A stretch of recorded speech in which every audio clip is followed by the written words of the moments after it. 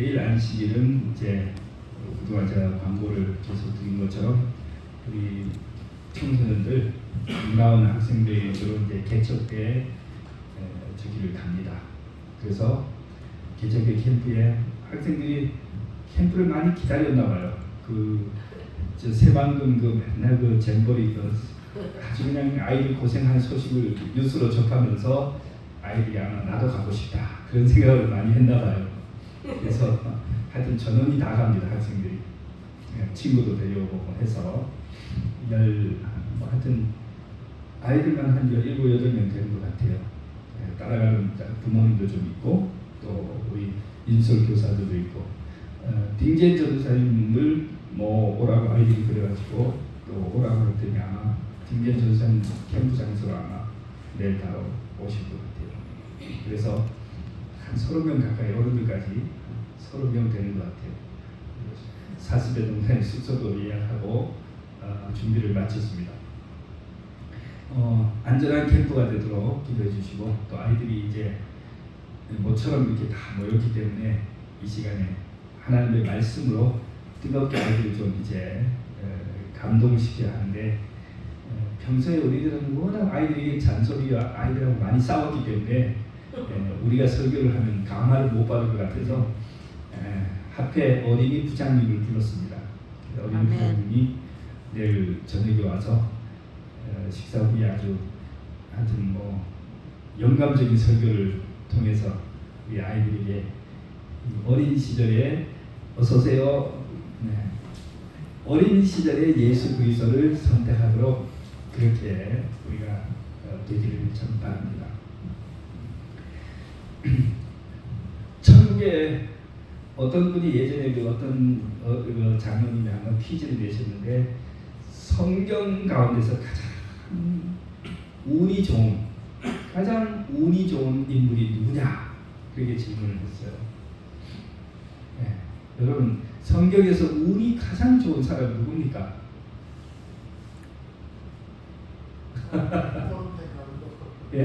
예. 오른편인가 왼편인가 모르는데 예수님 십자가에 달릴 때 운 좋게도 그 옆에 십자가에 달린 같이 죽었는데 운 좋게도 그 옆에 누구 옆에 달렸어요? 예수님 옆에 십자가에 달렸어요. 그래가지고 말 한마디로 뭘 받았어요? 구원 받았어요. 아멘. 이 사람 성경에 살인 강도라고 그랬어요. 일생 동안 사람을 죽인 거 외에는 한 일이 없는데 그래가지고 그 사람 묻잖아요. 그죠? 우리는 자타가 공인하는 죽어 마땅한 죄인이지만 예수님을 가리키면서 이분은 죽을 일을 범한 하나도 없는데 이렇게 억울하게 죽음을 당한다고. 그렇게 하면서 예수님에게 뭐라고 해요? 예수님, 당신의 나라가 그러니까 천국이 임할 때에 나도 좀 기억해 주십시오. 그러니까 그죠? 빈대로 낯짝이 있지. 뭐가 없어요. 책임이 말이 아니어서 주님 저를 천국에 데려가 주세요 이 말을 못하고 뭐라고 그랬어요? 나를 좀 이름이나마 기억해 주십시오. 그런데 예수님 대답이 뭐였어요? 내가 오늘 너에게 이르노니 내가 오늘 너한테 약속하는데 네가 나와 함께 낙원에 틀림없이 가게 될 거다. 이 강도를 그날 그 한마디 듣고 죽었습니다. 그러니까 성경은 아니라 이 온 세상에서 가장 운 좋은 사람 누구예요? 예수님 십자가의 그 강도. 교회를 가본 적도 없고 침례를 받은 적도 없고 주님을 위해 일한 일도 하나도 없어요. 근데 한마디 주님 나를 불쌍히 여겨주십시오. 그 한마디에 구원을 받았어요. 그러면 성경에서 제일 운이 나쁜 인물은 누굴까요? 제일 재수가 없는 사람 누구요? 가룟 유다. 가룟 유다는 예수님의 다른 12 제자들하고 똑같이 뭐했어요? 똑같이 예수님 따라다니면서 예수님 말씀 다 들었고 예수님의 그 기적을 눈으로 다 체험했고 병도 고치고 죽은 자도 살리고 보리떡 5개로 5,000명을 먹을 때 같이 막 떡을 나누고 다 했어요. 그런데 마지막에 순간적으로 판단 미스. 뭐 했어요? 돈 몇 푼 좀 더 받아보려고 뭐 했어요? 예수님을 이 가룟유다가 예수님을 진짜 판 게 아니고 형식적 매매를 한 거예요. 가룟유다는 생각할 때 실제로 예수님 내가 팔긴 팔지만 그 죽은 사람을 살리는 예수님이 자기가 이렇게 잡혀가서 죽을까 설마? 그렇게 하면서 뭐 했어요? 형식적으로 판매를 했는데 매매를 하고 나서 진짜 그날 예수님 뭐 했어요? 그다음부터 그 다음날 진짜로 체포되고 밤새 재판받고 그 다음날 십자가에 달려서 돌아가셨어요. 예수님이 재판을 받는 사형 선고가 되는 것을 보고 유다가 정신이 번쩍 들어가지고 자기가 받은 돈 은삼십냥 한 사람의 노예 몸값이에요. 그 돈을 들고 성전으로 달려가가지고 그 팔았던 사람들, 그죠? 자기한테 예수님을 샀던 그 사람들한테 물리겠어. 이 계약은 무효입니다. 물리겠어. 나 마음 변했어요. 그러니까 제사장들이 뭐라고 해요? 그거는 네 상관이라고. 매매는 끝났다고. 그러니까 유다가 돌이킬 수 없다는 것을 알고 이 은절을 뭐해요? 성전에 ጭ 던집니다. 나 안 가질래! 나가가지고 자살했잖아요. 이 사람은 천국에 다 들어왔는데 천국에 갖다 집어놨는데 뭐였어요? 제발로 순간적인 판단 미스로 그만 그 영원한 천국을 뭐와 바꿔버렸어요? 그 은30냥. 요즘 우리 돈으로 하면 뭐 300만 원이 될지 뭐 30만 원이 될지 그 돈하고 바꿔버렸어요. 자, 제가 오늘 사실은 설교 말씀이 아니고 지금 서론을 지금 하고 있는데요. 여러분, 이 이야기를 듣다가 사람들이 뭐예요? 아이들이 나도 그 유다처럼 되지 말고 뭐처럼 되어야 되겠다? 그 예수님 오른편에 그 강도처럼 되어야 되겠다. 들어보니까 맞는 말 같기도 한데 좀 뭐가 문제가 있어요. 그 오른편 강도는 일생을 행복하게 살지 못했잖아요. 아, 그렇죠. 그러니까 어려서부터 예수 믿는 사람이 제일 행복한 사람. 그 바로 그겁니다. 이 십자가의 오른편 강도가 굉장히 영향이 있는 사람이라 보니까 애들도 다 나도 그렇게 살아야 되겠다. 일생 동안 자기 마음대로 살다가 막판에 예수님 나를 구원해 주세요 하고 죽으면 얼마나 좋은지 알고요. 네. 그런데 예수 없는 삶이 예수님 모르고 살던 삶이 여러분 예수님 알고 산 삶보다 행복할까요? 그렇지 못할까요? 행복하지 못합니다. 그 십자가에 달려 죽은 강도보다 더 행운인 사람은 누구냐? 일찍부터 예수님을 믿은 사람. 일찍부터. 불행한 사람은 누구냐? 태어날 때부터 일생 동안 예수님의 이름을 한 번도 듣지 못하고 살았던 사람. 그런 사람이 불행한 사람입니다. 어릴 때부터 예수님을 일찍 알고 믿고 그렇게 했던 사람은 죽어서도 뭐고 죽어서도 행복이고 축복이고 살아서도 행복입니다. 그래서 내일 우리 이제 이 학생들을 데리고 가는데 이 아이들을 영어 가르치는 게 참 힘들어요. 요즘 아이들은요 집에서 부모님들 그러고 학교에서 선생님들 그러고 얼마 전에 선생님들이 막 거리로 나와서 막 피켓 들고 데모하고 난리죠. 뭔 말이에요? 도대체 못 가르치겠다는 거예요. 못 가르치겠다. 왜? 애들 야단도 못 쳐, 때리지도 못해, 혼도 내지 못해. 그럼 뭘 어떻게 하라는 거예요? 애들은 수업 시간에 엎어져 자고 핸드폰 갖다 놓으면 문자도 내고 선생님 사진 찍고 또 친구들하고 뭐 이렇게 하는 이 애들을 수업 시간에 그 그거를 뭐 할 수 없어요? 통제하고 제지할 수가 없어요. 제지하면 뭐가 돼요? 애들이 숨겨졌던 본성이 튀어나오죠. 막 폭력적이 되고 금단 현상이 일어나가지고 막 아이들이 폭력적이 되고 막 난리가 나잖아요. 짐승처럼 묶어다 놓고 가다 놓을 수도 없고 그러잖아요. 그래서 다시 뭘 달라는 거예요? 체벌권을 달라는 거예요. 학생들을 지도할 수 있는 체벌권을 달라는 거예요. 핸드폰도 좀 빼고 뭐 이렇게 그죠? 그래서 확실히 제도가 바뀌었나 봐요. 그전에는 핸드폰을 안 내놓던데 이번에는 지난주에는 아이들 보고 제가 엊그저께는 핸드폰 앞에 내버리니까 다 갖다 내더라고요. 그전에는 수업하는데 핸드폰 가지고 난리예요.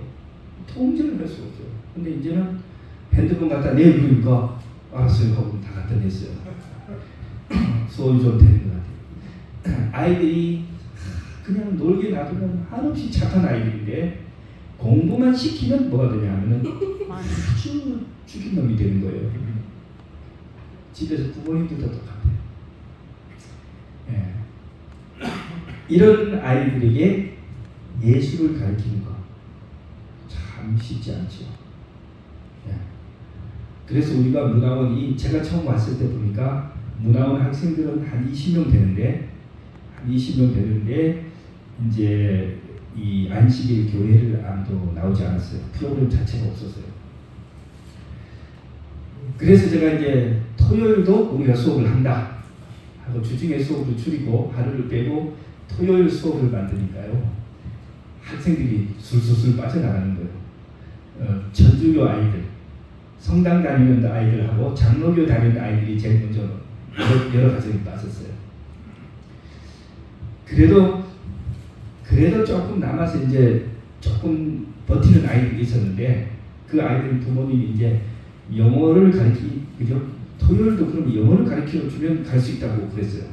그래서 이제 우리가 성경 이야기도 잘 안 하고 주로 뭐 이제 착한 아이가 되어라 뭐 인성교육만 했어요. 토요일 날 그렇게 하면서 한 1년 끌고 갔어요. 그 다음에는 우리 김혜리 시장이 너무 답답해 하시는 거예요.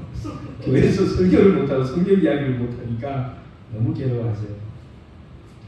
그 다음에 우리가 이제 조금 이제 분위기를 바꿔서 안식일에 성경 얘기도 하고 설교도 좀 하고 그렇게 하기 시작했어요.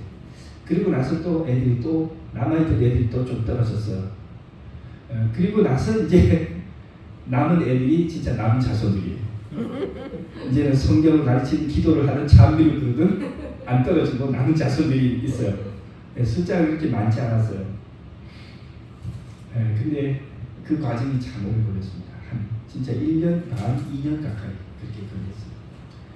그 다음에 이제 우리가 성경도 좀 가르치고 요즘 지금 하는 것은 뭐냐면 아이들을 토요일 날 오전에 오는 훈련을 이제 자꾸 시키는 거예요. 토요일 오전에 와서 이제 지금 이제 중학생은 토요일 오전에 와서 공부를 합니다. 그다음에 이제 지난번에도 한 번 했고 그 건강쌤한테 아이들 오전에 오라고 했더니 많이 왔더라고요. 이번에도 캠프 간다고 해서 오전에 오라고 하니까 내일도 보시면 애들이 많이 올 겁니다. 한 20명 가까이 되는 아이들이 내일 오면 이제 옷을 티를 다 갈아입혀가지고 티를 맞춰 입히고 요 앞에 이제 다 앉히려고 요 앞에 이제 다 앉혀가지고 설교회 때 이제 앞에 나와서 노래도 좀 하고 그렇게 해서 내일은 아이들 개척된 캠프 파송식 비슷하게 그렇게 이제 순서를 진행할 생각입니다. 예, 개회식처럼. 어떤 사람들이 한 아이를 키우는데 온 마을이 다 같이 키워야 된다. 그런 말이 있죠. 옛날에는 이게 공동체였습니다. 마을이 한 큰 가정과 같았어요. 그래서 어른들도 그 아이들 다 알고 아이들도 동네 어른들 다 알았어요. 학교 가다가 길 가다가 마주치면 인사를 하고 또 당연히 어른들도 좋은 말씀 해주시죠. 잘 갔다 와라. 열심히 공부해라. 밥은 먹었느냐? 이런 식의 대화들을 하고 이렇게 지나니까 한 동네가 그저 가정이에요. 그래서 아프면 오늘 왜 아프냐? 온 동네가 그렇게 관심을 갖고 아이를 보호하고 키웠는데 요즘은 다 뭐 하냐면 이웃들이 서로 하나도 모릅니다. 그 애기도 제가 누구 집 애기인지도 모르고 이름도 모르고 뭐 전혀 몰라요. 아이들은 어른들을 그냥 두려워하거나 어른들도 아이들을 무관심하고 그리고 가끔씩 뉴스에 아이들을 대상으로 범죄를 하는 어른들의 뉴스가 자꾸 나오니까 이제는 엄마들이 아이들에게 자꾸 가르치죠. 사람이 오면 문 열어주지 말고 대답하지 말고 계속 그렇게 교육을 시키잖아요. 누가 어디에 그저 말을 걸면 대답하지 말고 눈 마주치지 말고 어디 가서 차 태워준다고 절대 타지 말고 이제 왜? 그러면 그죠? 또 범죄 저게 되니까 그러다 보니까 인심이 아주 야박해졌어요. 어쨌든 이런 시대에 그래도 이 동네 한 20여 명의 아이들이 여기 와서 우리와 함께 성경을 공부하고 또 우리와 함께 한 가족이 되어서 살아간다는 것은 우리 피차가게 굉장히 축복입니다. 그래서 우리 현리교회가 그 아이들을 위해서 헌금을 해서 우리가 후원을 하고 있잖아요. 그 후원이 계속되고 또 아이들은 커가면서 자기가 누구의 도움과 사랑으로 이렇게 혜택을 받으면서 자랐는지를 알게 되면 좋습니다. 그렇게 해서 이 아이들이 교회 안에서 자라나면 또 성경을 배우면 자연스럽게 이제 초등학생이 중학생 되고 중학생이 고등학생이 되고 금방 됩니다. 그죠? 금방 돼요. 고등학생이 대학생 되면 금방 돼요. 그러면 성인이 되기 때문에 자기 스스로 침례도 받고 그죠? 또 교회도 다니고 또 어쩌면 한 10년 뒤에는 또 20년 뒤에는 지금 계신 어르신들은 거의 안 계시고 지금 개척되어 있는 아이들이 여기서 이 자리를 이렇게 차지하고 앉아있을지 모르겠습니다. 네. 그렇게 우리가 이 큰 희망을 가지고 그렇게 기도해 주시고 또 도와주시기 바랍니다. 오늘은 우리가 짧은 시간에 간단한 주제를 하나 다루겠습니다.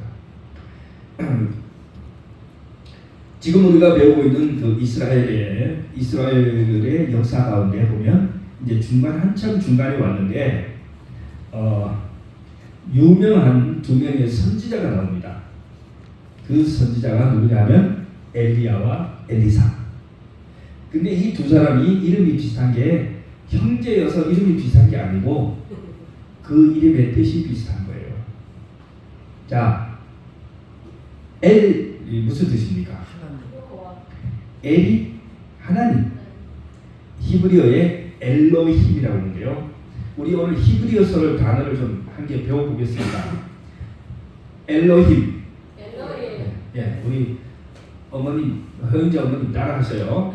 지금 오늘 우리가 하는 이 단어는 영어도 아니고 한국어도 아니고 뭐냐면 히브리어예요. 히브리어. 자, 따라해보세요. 엘로힘. 엘로힘. 네. 엘이라는 글자가 뭐냐면 하나님이라는 뜻이에요. 하나님. 자, 그런데 여기 보는 엘리 하면은 나의 하나님은 그 다음 뒤에 뭐가 나오냐? 야 나오죠. 야가 뭐예요? 성경에 야, 여, 요 전부 다 똑같은 뜻입니다. 야훼, 여호와라는 뜻이에요. 여호와를 야라고도 하고 여라고도 하고 요라고도 해요. 그래서 엘리야는 나의 하나님은 여호와시다 이런 뜻입니다. 그러니까 엘리야는 그의 이름에 뭐가 있어요? 그의 생애에 사명이 딱 적혀 있는 겁니다. 엘리야, 나의 하나님은 뭐가 아니고 바알이 아니고 여호와시다. 그 당시 이스라엘은 그 국왕 아합의 그저 정책으로 인해서 완전히 온 나라가 아주 바알과 아스타롯이라고 하는 우상을 숭배하는 아주 정책적으로 국가가 우상 숭배를 장려하는 시대였고 그 다음에 뭐였냐 심지어 참 하나님을 믿는 사람들을 박해하고 잡아서 죽이던 시대였잖아요. 그 시대에 엘리야가 등장했어요. 나의 하나님은 바알이 아니고 여호와시다. 자, 엘리야가 그 사명을 아주 성공적으로 수행했습니까? 예, 아주 참 위대한 그저 일을 했어요. 물론 엘리야의 능력보다는 하나님의 도구가 되어서 하나님이 엘리야를 통해서 위대한 일을 행하셨어요. 가장 큰 일은 무슨 일이었어요? 갈멜산 꼭대기에서 온 이스라엘 백성 보는 앞에서 하나님이 불을 내려 응답하시게 해서 온 이스라엘을 보게 한 겁니다. 예. 자, 그러면 엘리사는 뭘까요? 엘리사는 무슨 뜻일까요? 엘리사는 엘리야의 후계자입니다. 엘리야를 따라가는 후계자인데, 자, 앞에 이름은 똑같죠. 엘리는 똑같죠. 그러니까 뭐예요? 나의 하나님은, 뒤에가 야가 아니고 사예요. 이거는. 사는 뭐예요? 집사님은 신학을 많이 하셨으니까. 신학 안 했는데. 그랬어요. 집사님은 배우지는 않으시고 가르치기만 하셨어요. 신학생은 안 하셨는데 신학 교수는 하죠. 자, 사는 어디서 왔냐면요. 여러분, 예수 할 때 수 있죠. 여호수아 할 때 수. 이 수, 사는 같은 말이에요. 수, 사, 이게 같은 말인데, 이게 뭐냐면 하나님이 예수. 예수인데, 그 예수의 수가 무슨 뜻일까요? 구원자. 나의 하나님은 구원자이다, 그런 뜻입니다. 네. 자, 엘리야와 엘리사. 그러니까 이 두 이름은 그 당시에도 중요할 뿐 아니라 지금 우리 시대에도 변치 않고 중요한 이름이에요. 자, 이스라엘이 그때 남쪽 유다와 북쪽 이스라엘로 분리되어 있었다고 했습니다. 우리나라 남북처럼 분리되어 있는데, 북방 이스라엘의 그 악한 왕 아합 왕이 일생 동안 우상을 숭배하고 하나님을 그저 대적하다가 마침내 하나님이 두고 볼 수 없어서 전쟁터에 나가서 뭐 하게 했어요? 죽게 했어요. 그래가지고 이제 죽었습니다. 자, 아합 왕이 죽은 이후에 여전히 누가요? 엘리야와 엘리사 두 선지자는 이제 활동을 하고 있는데, 엘리야 선지자가 자기의 후계자로 누구를 찾았냐면 하나님께서 지시하신 사람 엘리사를 찾아서 이제 뭐 하냐면 자기의 뒤를 잇도록 이 위임식을 하는데요. 이거는 엘리사를 그린 그림입니다. 엘리사가 어떻게 생겼어요? 대머리. 성경에 다른 모습은 하나도 안 나오는데 대머리였다라고만 나와요. 그러니까 엘리사는 뭐예요?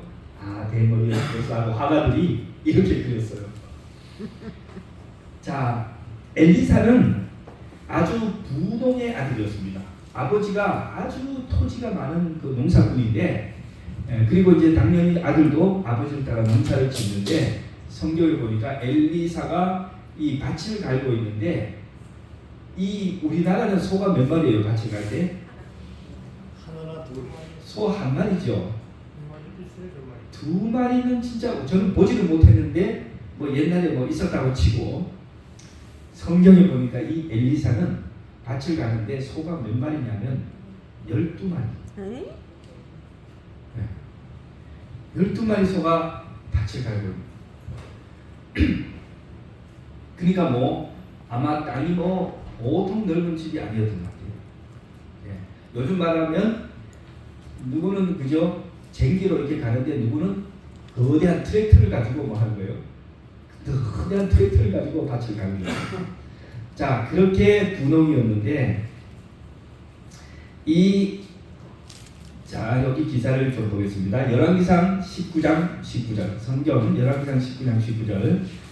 여기에 이제 번역본을 조금 쉬운 공동 번역을 가져왔는데요. 자, 엘리야는 그곳을 떠나 길을 가다가 사밧의 아들 엘리사를 만났다. 그는 황소 얼마요? 12쌍의 겨리를 지고 그러니까 제가 많이 틀렸어요. 12마리가 아니고 12쌍이에요. 그러니까 24마리야. 24마리. 겨리를 지워서 밭을 갈고 그죠? 어떻게 되는지 모르겠는데 이렇게 하면은 아마 뒤에 쟁기도 좀 여러 개 있지 않았을까? 왜냐하면 밭이 넓으니까 쟁기 한 개를 가지고 하루 종일 그죠? 얼마 못하니까 쟁기도 아마 여러 개 있지 않았을까? 한꺼번에 여러 골이 그렇게 가는 것 같아요. 돌이 밭에 돌이 많은 거죠. 돌이 많아서 그런 거지. 이 경기도나 뭐 평야지대는 소가 한 마리라서 예. 홀이라고 그러는데 예. 결이라고 그래가지고 강원도 돌만데 두 마리가 꼭. 아, 그래서 결의로, 그죠? 자, 어쨌든 황소 12쌍의 결의를 지워 밭을 갈고 있었는데 자신은 12째 결의를 부리고, 그러면 이게 따로따로인가 봐요. 이렇게 해가지고, 그죠? 네, 한 사람이 한 결의를 맞는 것 같아요. 엘리야가 그 옆을 지나가면서 자기의 겉옷을 그에게 걸쳐줬다. 엘리야 선지자가 밭을 갈고 있는, 그죠? 엘리사에게 가서 뭐요? 밭을 갈고 있는 사람의 옷에다가 자기 옷을 망토를 걸쳐줬어요. 그러자 엘리사는 소를 그냥 두고 엘리야에게 달려왔습니다. 그리고 이렇게 말했어요. 부모님께 작별 인사를 한 후에 당신을 따라가겠습니다. 허락하여 주십시오. 아마 엘리사는 이 엘리야가 누군지를 알아봤을 겁니다. 엘리야가 워낙 유명한 선지자니까 엘리야가 누군지 알아봤을 거예요. 두 번째로 우리가 이걸 통해 알 수 있는 엘리사는 이 온 이스라엘이 그 바알 숭배에 빠졌지만 엘리사는 참 하나님을 섬기고 있었던 것 같아요. 세 번째로 이걸 통해 알 수 있는 것은 그 선지자 엘리야가 자기에게 망토를 씌워줬을 때 엘리사는 이것이 자기가 이 선지자의 부름을 받았다는 사실을 깨달았을 것입니다. 그래서 즉시로 뭐라고 해요? 엘리야를 찾아가지고 선지자님 제게 시간을 좀 주십시오. 제가 가서 부모님께 작별 인사를 하고 오겠습니다. 그러자 엘리야가 말하였다. 어서 가보게. 내가 어찌 작별 인사를 금하겠는가. 제가 이 공동번역을 가져온 게 이게 설명이 현대인들이 알아보기 너무 쉽게 돼 있어요. 그죠? 다른 성경책은 이제 우리 전통적인 우리가 공식적으로 쓰는 성경책은 조금 내용이 어려운데 이 내용이 좀 쉽습니다. 자, 내가 어찌 작별 인사를 금하겠는가? 엘리사는 엘리야를 떠나 집으로 돌아가서 황소 2마리를 잡고 쟁기를 부수어 그 고기를 구워 사람들을 대접하였다. 그리고 나서 엘리사는 엘리야를 따라가서 그의 제자가 되었다. 물이 좀 없죠. 네. 자, 이렇게 해서 제자가 되었습니다. 자, 이 그림을 보시면 이제 그 장면을 상상할 수 있습니다.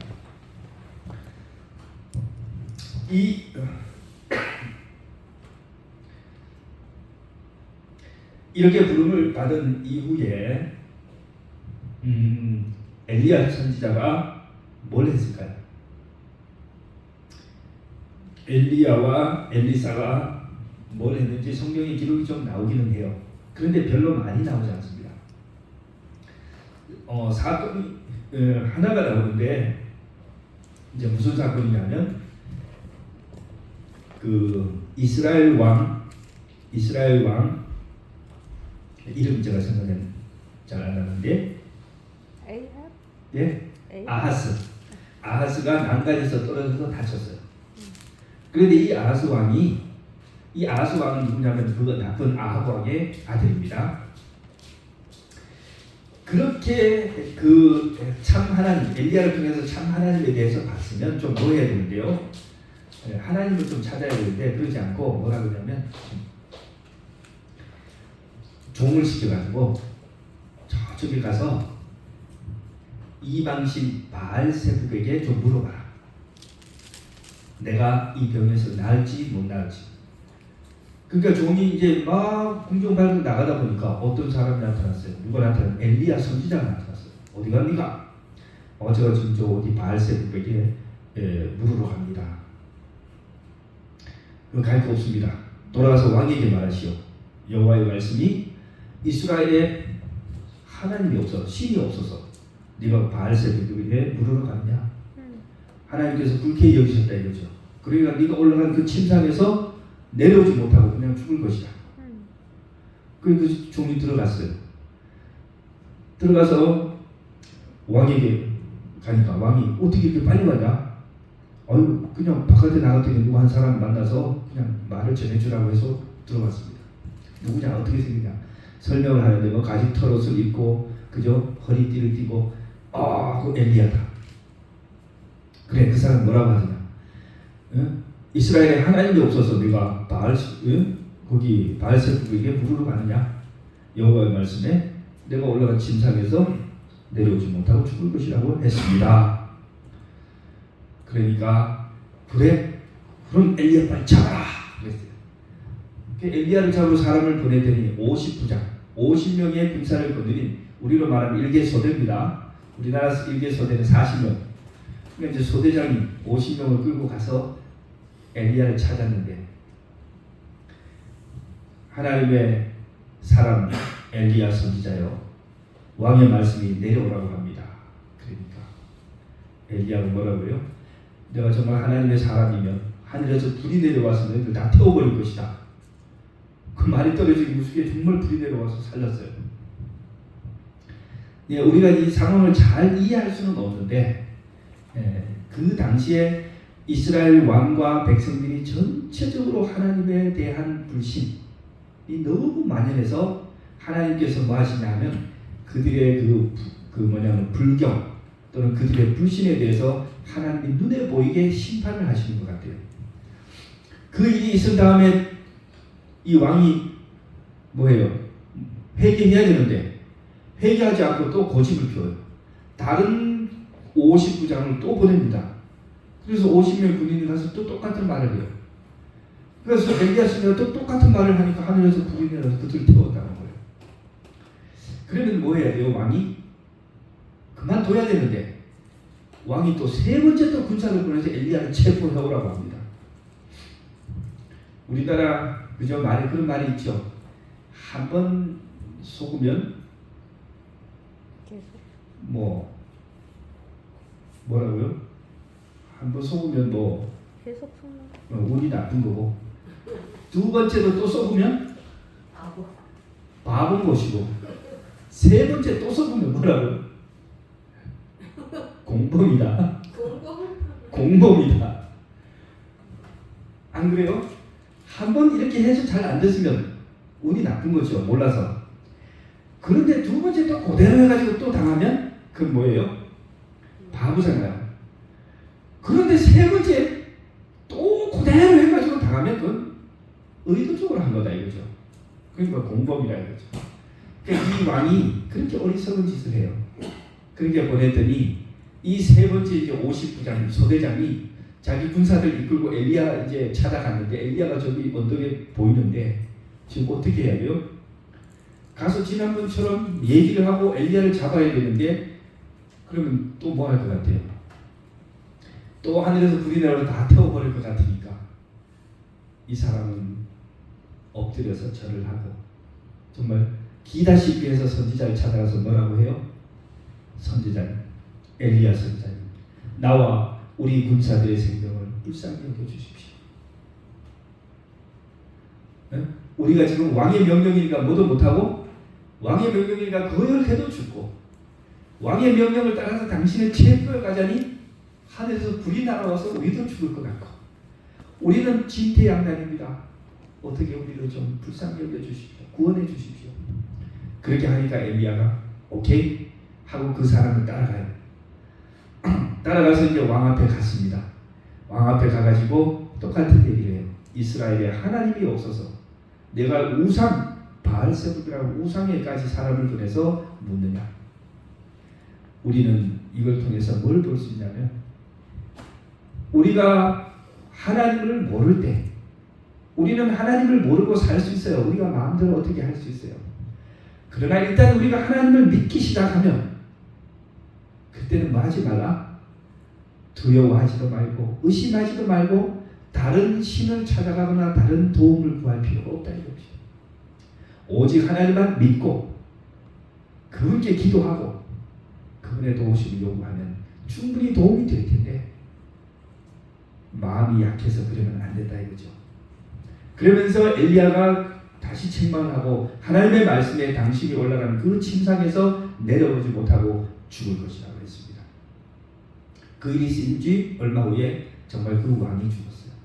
그런데 이 왕이 아기가 없이 후사가 없이 죽었기 때문에 아합 집안의 왕가가 끝나는 겁니다. 그리고 다른 왕조가 들었어요. 자, 이제 이러한 일이 있고, 그리고는 엘리야의 생에 다른 기록이 없습니다. 성경에 보면 하나님이 엘리야를 하늘로 데려가시려고 하니까 이 두 분이 했던 일은 뭐냐면 선지자 학교들을 세우고 돌보는 일을 했어요. 이 선지자 학교는 원래 언제 섰냐면 사무엘 선지자 아시죠? 다윗과 사울 왕을 세웠던 이스라엘 건국 초기에 마지막 사사였던 사무엘 선지자가 뭘 세웠냐면 선지자 학교를 세워가지고 생도들을 양육을 했어요. 요즘 말로 하면 신학교를 세운 거예요. 그래서 했는데 이 신학교가 언제 와서 거의 유명무실하게 됐냐면 아합의 시대에 와가지고 유명무실하게 됐어요. 그런데 엘리야가 그것을 다시 복원을 시도했어요. 그리고 엘리야가 엘리사를 데리고 있던 시대에 이미 세 곳에 뭐 베델과 또 어디 제가 기억이 나는데 세 곳에 뭐가 있냐면 이 선지자 학교가 있고 이미 신학생들이 거기서 교육을 받고 있었습니다. 그래서 이 두 분이 거기에 순회하면서 이제 많이 활동을 했는데 이 선지자의 생도들 신학생들이 어떻게 알게 됐는지 하나님께서 엘리야 선지자를 이제 곧 하늘로 데려가신다 하는 소문을 다 듣고 있었어요. 그러니까 엘리야가 그때부터 행동이 좀 이상해져요. 뭐라고 하냐면 내가 지금 베델에 볼 일이 있어 출장을 가야 되니까 엘리사 보고 넌 여기 좀 있어라. 근데 엘리사가 들어보니까 이거 베델로 갔다가 뭐 할 것 같아요? 하나님이 데려가실 것 같아요. 그래서 엘리사가 안 됩니다. 저는 따라가겠습니다. 그 다음에 또 엘리야가 나 여리고에 볼 일이 있으니 여리고 갔다 왔다. 너 여기 있어라. 그래서 엘리사가 안 됩니다. 저 따라가겠습니다. 그 다음에 또 나 요번에 요단강 갈 일이 있는데 너 여기 있어라. 내일 갔다 올게. 안 됩니다. 나 따라가야 됩니다. 그래가지고 엘리사가 아주 그림자처럼 엘리야를 막 따라다녀요. 어느 날 이제 요단강을 가는데 요단강 앞에 다다랐는데 물이 이렇게 쫙 흘러가는데 배도 없고 엘리야가 자기 망토를 걷어가지고는 그냥 물을 다 탈치니까 성경에 보면 물이 쫙 갈라졌어요. 그래가지고 마른 땅을 건너서 이제 엘리야와 엘리사가 건너갔습니다. 그 다음에 이제 뭐 해야 되는데요? 돌아와야 되는데 갑자기 회오리 바람이 막 불더니 엘리야와 엘리사 두 사람을 딱 갈라놓는 거예요. 어이쿠 하고 물러섰는데 엘리야는 저쪽으로 갑자기 하늘에서부터 아주 이글거리는 화염 불꽃으로 된 말과 그 다음에 마차가 하늘에서부터 내려오더니 엘리야를 태워가지고 그대로 하늘로 올라가 버렸어요. 막 회오리 속에 막 정신없이 휘황찬란한데 엘리사 혼자 그냥 세상에 하면서 그러다가 자기 따라다니는 선생님 하나 공중에 주먹만 올라간 거예요. 그 엘리사가 이제 직감해서 하나님이 엘리야 선생님을 데려갑니다. 그래서 엘리야 선생님 하면서 작별 인사를 하는데 뭐라고 해요? 이스라엘의 병거와 마병이여 막 그렇게 해요. 이 엘리야 한 사람이 이스라엘의 1000만 군대보다도 더 위대하고 더 강력했다 이거죠. 돌아오세요 뭐 그런 말 하지 않았어요. 근데 엘리야가 승천하기 직전에 엘리사에게 한 말을 하나 있어요. 뭐라고 하냐면 너 그렇게 자꾸 따라오는데 그래 너 내가 뭘 하나 주고 싶은데 뭘 해주기를 원하느냐 물었어요. 그때 엘리사가 뭐라고 대답했습니까?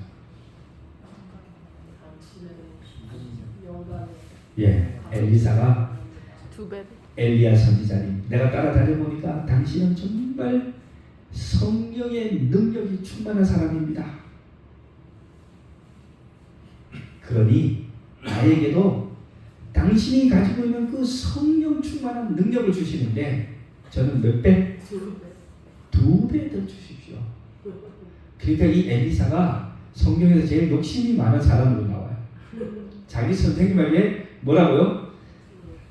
그러니까 제자가 선생님만큼만 했으면 되는데 2배를 달라고 했으니 얼마나 욕심이 많아요. 그래서 엘리야가 나는 3배 달라 그랬는데 엘리야가 그거는 내가 결정할 문제가 아닌데 내가 하늘로 가는 것을 내가 본다면 그 능력이 너한테 임할 것이다 그랬어요. 그러고 나서 얼마 있다가 뭐가 일어났어요? 그 해오리 바람 사건이 일어나면서 하나님이 보낸 불말과 불병거를 타고 엘리야가 이렇게 하늘로 올라갔어요. 막 엘리사가 막 울고 막 소리 지르고 정신이 없는데 엘리야가 하늘로 간 후에 보니까 뭐가 하나 떨어져 있어요? 망토.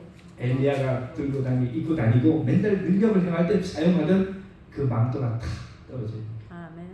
엘리사 그 망토를 들고 뭐 했어요? 돌아오다가 다시 요단강에 딱 서서 보니까 아까처럼 다시 물이 흐르는데 요단강을 어찌 건너지? 하다가 아까 그 선생님하고 요단강을 건넜던 생각이 나서 자기 손에 들고 오던 그 선생님의 망토를 가지고 뭐냐면 이 물을 막 타면서 휘두르면서 엘리야의 하나님, 거기 성경에 보면 엘리야의 하나님은 어디 계십니까? 이렇게 하면서 망토를 가지고 그 강을 쳤어요. 그랬더니 그 말이 마치기가 무섭게 요단강이 아까처럼 다시 갈라집니다. 아멘. 예, 그리고 마른 땅으로 엘리사가 건너면서 뭘 깨닫냐면 하나님의 엘리야에게 임했던 하나님의 능력이 이제 누구에게도 나에게도 임하십니다. 자, 이 엘리사는 엘리사라고 하는 이 엘리사의 시대가 열리는데요. 작은 일에 충실함으로 엘리사는 더욱 무거운 임무를 맡을 준비를 하고 있었다. 그는 날마다 실제적인 경험을 통하여 보다 넓고 높은 사업에 대한 적합성을 얻었다. 섬기는 일을 배웠고 이것을 배움으로 또한 가르치는 법과 인도하는 법도 배웠다. 이 엘리사는 제가 볼 때는 상당히 욕심이 많은 사람입니다. 만약 이 엘리사가 손쉽게 자기의 꿈을 다 이뤄서 능력을 갖추고 했다면 아마 야심이 되게 많은 사람이 될 수 있었어요. 그래서 하나님께서 그에게 뭘 먼저 가르쳤다? 작은 일, 섬기는 일을 먼저 가르쳤다 했죠. 네. 섬기는 일을 통해서 뭐가 되는? 나중에 지도자가 되는 것을 배웠다는 겁니다. 그래서 이 엘리사가 처음에 한 일이 뭐라고 그랬어요? 성경에 보면 엘리야를 따라다니면서 성경에 보면 손에 물 따르는 일이라고 했는데 이스라엘 백성들은 주로 이제 그죠? 어디 밖에 갔다 오든지 또는 밥을 먹기 전에 꼭 뭐 하냐면 손을 씻어요. 근데 수도가 없으니까 누구 주전자 같은 그릇에 그죠? 바가지에 물을 떠다가 그 물을 떠줘야 되는데 그게 뭐냐면 몸종이 하는 겁니다. 엘리사가 뭐부터 했어요? 그 부잣집, 예? 쉽게 말하면 혈리 최대 갑부 아들이 최고 대학 나와가지고 지금 이 선지자 나이 많은 선지자 뭐요? 손에 물 따르는 일 하고 따라다녔다 이겁니다. 그런데 작은 일이 그렇게 중요하다, 그죠? 주님께서는 당신의 은혜의 동참자가 되는 모든 사람에게 다른 사람을 위하여 할 일을 정해 주신다. 주님께서는 모든 사람에게 뭘 주신다고요? 할 일을 주신다. 아멘. 그가 하나님의 말씀을 가르치는 목사이든지 의사이든지 상인이든지 농부이든지 전문가이든지 기술자이든지 그에게 책임이 주어져 있다. 그 책임 뭐예요? 다른 사람에게 구원의 복음을 나타내는 것이 그의 할 일이다. 우리가 하는 모든 일이 이 일을 위한 방편이 되어야 한다. 그러므로 여러분, 하나님께서 내가 오늘 하는 일이 뭐예요? 농사를 하시든지 또 어떤 뭐 하다못해 취미생활을 하시든 뭘 하시든 다 하실 수 있는데 이것이 뭐예요? 이 일과 더불어 하나님이 내게 주신 일이 하나 있는데 그것이 다른 사람을 구원하는 일이다 이거죠. 네, 구원의 복음을 그들에게 나눠주는 일에 최선을 다하시기 바랍니다. 오늘 우리 시간이 많이 갔으므로 여기까지 하겠습니다.